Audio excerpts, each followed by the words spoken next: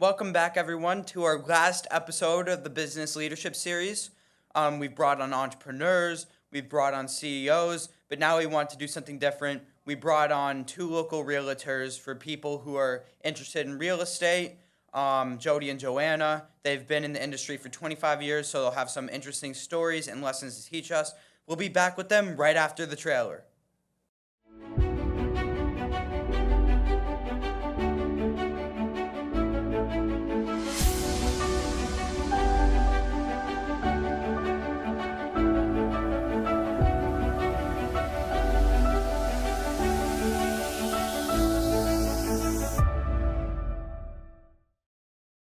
Welcome back, everyone. We're now with two local realtors, Jodi and Joana. Thank you for coming on. Thanks for having us. All right. To start off, I always like to ask about inspiration. So at what point did you guys know you wanted to be realtors, and what or who inspired you? Gosh. I kind of feel like we were inspired by weekend estate sales. We spent the first year of us moving. We both moved from the city. Legend has it, we shared the same hospital room. Our daughters were born 3 days apart in Manhattan. We met at a local gymboree in New York, and Jodi kind of forced me to move to the suburbs, and she became my de facto referral realtor agent from New York City, made me move to Short Hills, which is where my husband's from. And we met a local young lady who became a very close friend of ours and dragged us around to house sales every weekend. I think that was kind of our inspiration. Anything to add? No. All right. Said it perfectly. You have worked together for 25 years now. So you guys would know.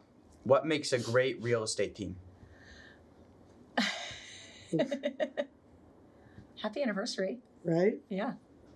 I think that as long as everybody's working as hard as each other and being interested constantly in real estate and helping people find their dream home and sell their biggest asset, I think that's all that matters. Right. I think a great work ethic.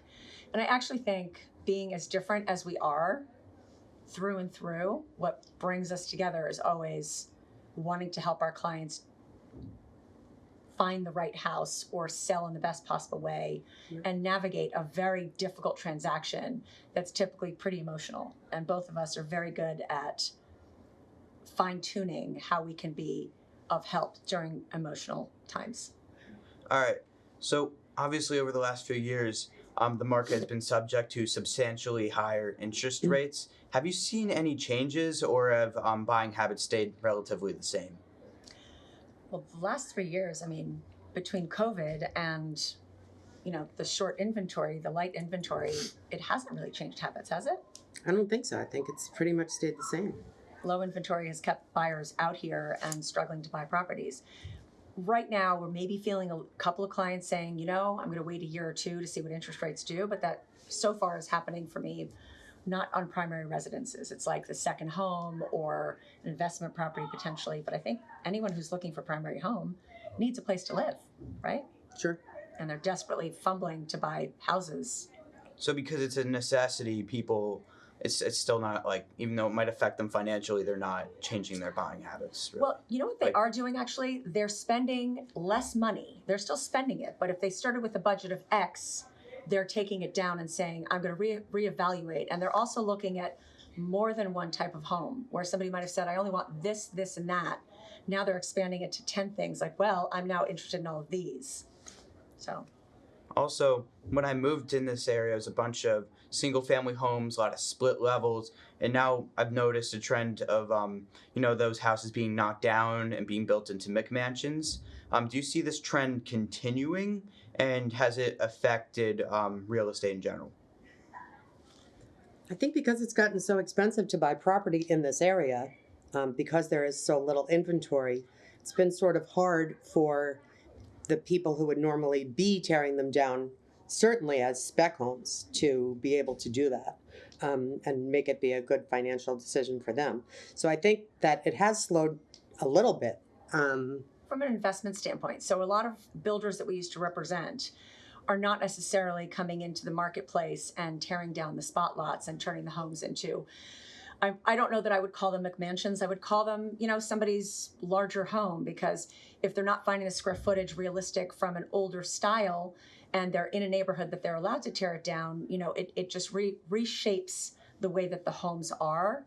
And the builders are definitely not building as much as they used to, but people are still coming in, buying what they want, spending a lot more money on that piece of land, and then hiring the professional to work with them to design exactly what they want.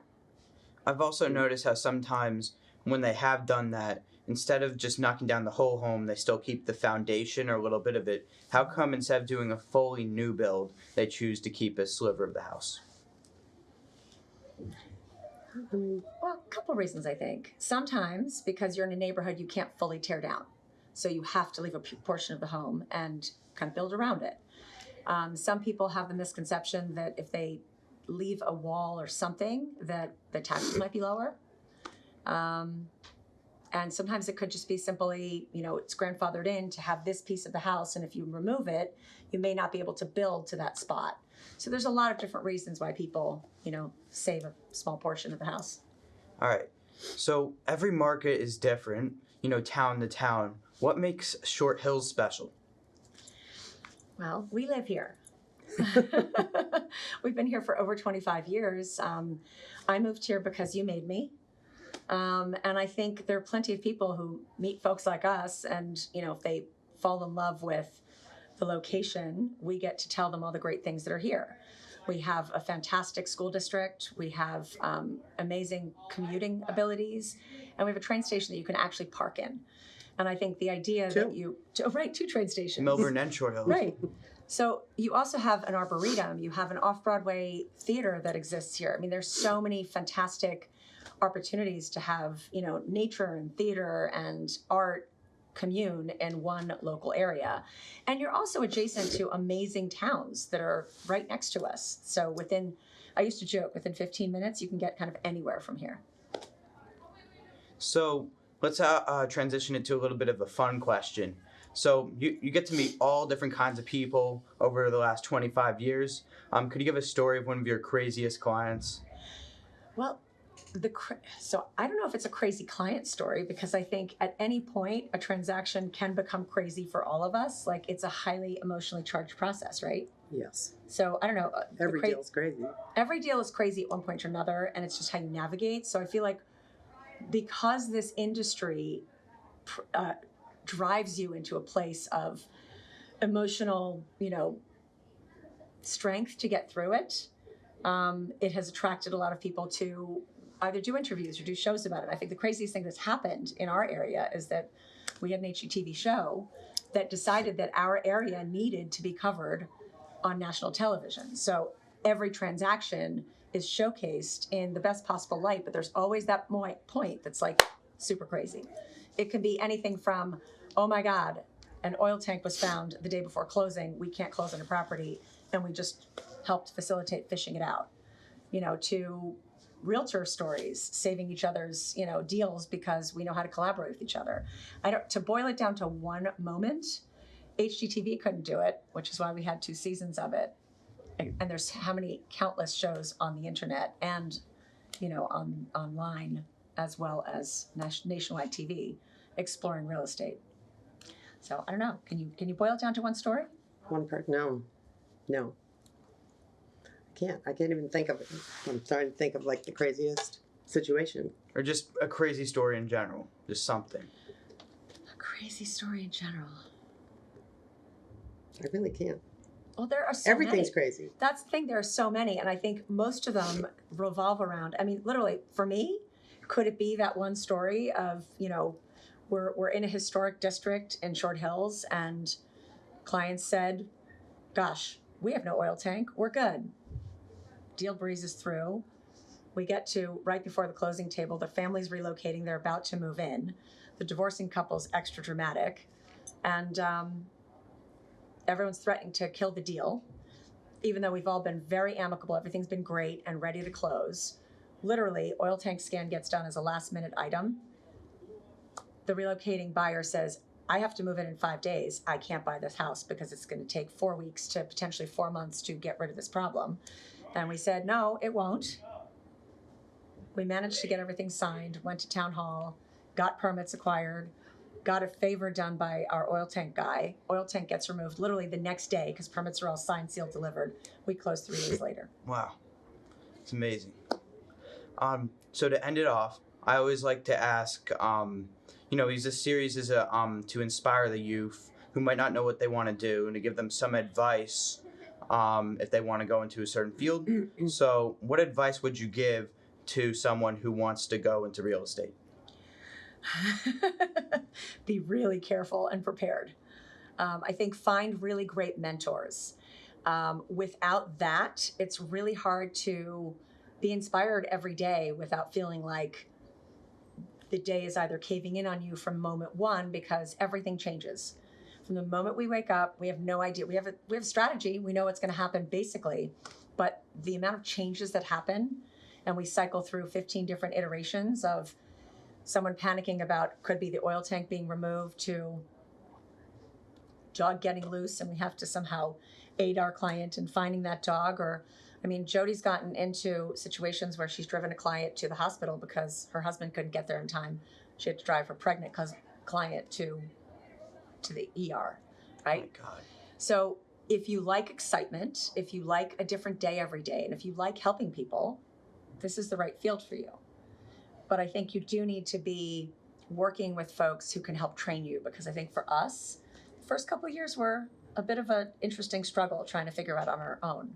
Sure. We had great mentors, and our first mentor helped us write our contract by hand. Back then, you used to do contracts by hand. So I think just generally, Changed a lot. Yeah, it's changed a lot. And I think because it changes constantly, we supported an intern from this high school. He was maybe a sophomore in college, and he said, I'd like to be an intern for you. I want to get into real estate. I can't afford the classes to take that as a class, and I'm here for the summer.